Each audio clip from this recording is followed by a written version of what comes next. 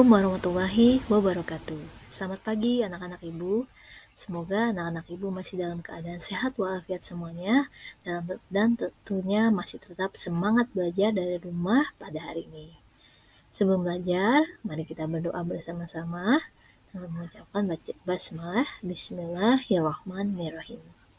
Hari ini pembelajaran ibu lanjutkan masih tentang tema 4 di subtema 2 pembelajaran 5 dan 6 globalisasi dan manfaatnya.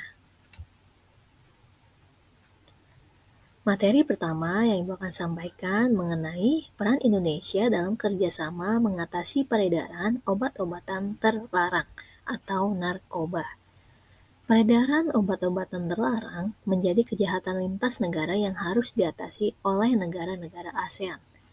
Obat-obatan terlarang memberikan dampak negatif terhadap generasi muda.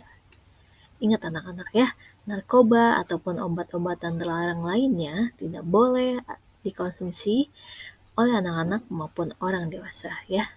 Jangan mengkonsumsinya, jangan mencoba mengkonsumsinya. Indonesia pun ikut berperan dalam kerjasama memberantas peredaran obat terlarang. Kepolisian Indonesia seringkali menangkap pelaku peredaran obat terlarang yang berasal dari negara anggota ASEAN lain. Indonesia kemudian memberikan hukuman terhadap pelaku sebagai efek jerah dan mengurangi peredaran obat terlarang di masyarakat.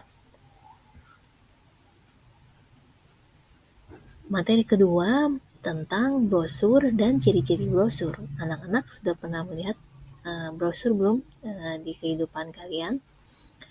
Nah, pada pembelajaran sebelumnya Ibu sudah menjelaskan mengenai reklame, poster, dan sekarang tentang brosur.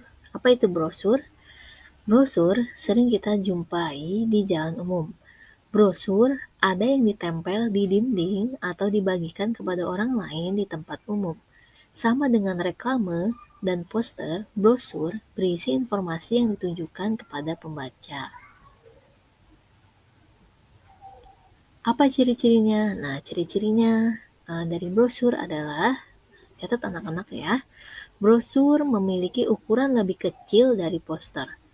Brosur biasanya ditempel di dinding atau dibagikan kepada orang-orang di tempat umum. Brosur berisi informasi atau ajakan untuk berbuat sesuatu. Tulisan di dalam brosur lebih banyak, tetapi tetap dilengkapi dengan gambar.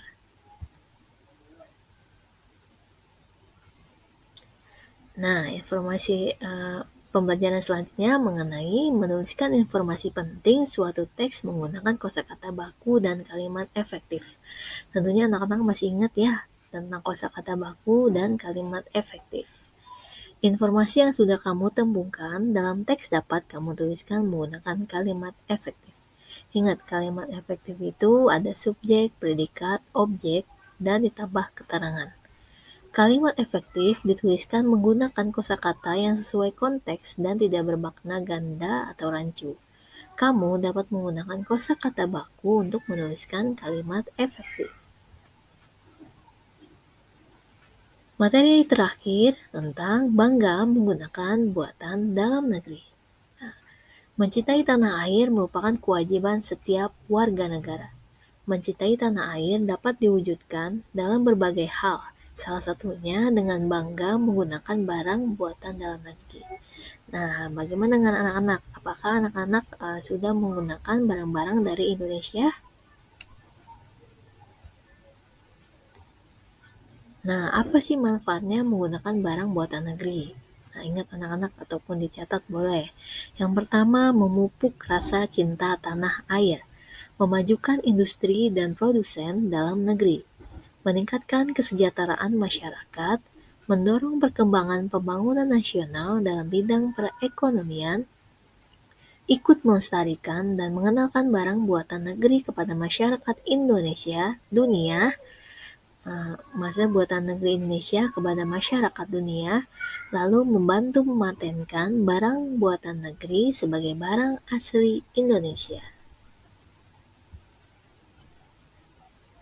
Nah, seperti biasa, di akhir video Ibu akan memberikan tugas di tema 4, Ada 3 tugas, ingat baik-baik ya anak-anak. Yang pertama, halaman 84 sampai 86 menjawab 11 pertanyaan berdasarkan teks. Ingat, berarti jika berdasarkan teks, anak-anak membaca teks terlebih dahulu lalu menjawab 11 pertanyaan. Yang kedua, halaman 91 sampai halaman 92 menjawab 6 pertanyaan berdasarkan percakapan. Nah, nanti anak-anak membaca teks berupa percakapan lalu menjawab 6 pertanyaan. Yang terakhir, halaman 94 melengkapi tabel berdasarkan teks pada halaman 93. Nah, di teks halaman 93, jika anak-anak perhatikan ada kata yang bercetak miring. Nah, kata bercetak miring itu merupakan bagian dari kata tidak baku. Seperti biasa, anak-anak melengkapi tabelnya, mengubah menjadi kata baku, dan membuat kalimat efektif dari kata baku tersebut. Itu saja materi Ibu pada hari ini. Semoga anak-anak Ibu masih mengerti dan memahaminya, dan juga masih tetap semangat belajar dari rumah. Juga jangan lupa tugasnya dikerjakan dan dikirimkan ke Ibu. Wassalamualaikum warahmatullahi wabarakatuh.